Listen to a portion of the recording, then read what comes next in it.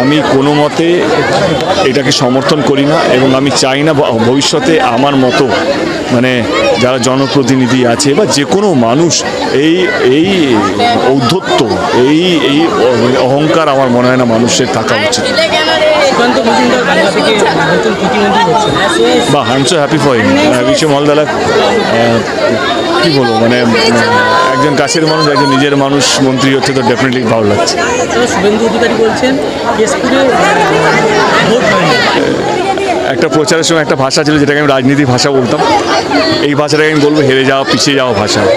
হেরে গেলে, পিছিয়ে পড়লে এরকম অ্যাকিউশন করতে হয়, সেটা সব দলই কিছু না কিছু কোনো, আমি কাল থেকে দেখছি আমার দলের কিছু নেতারা বা প্রার্থীরা করছেন, অভিযোগ করছেন, এবং তাদের প্রার্থীরা অভিযোগ করছেন, শুধু এখানে ওইখানে না, সারা দেশ জুড়ে।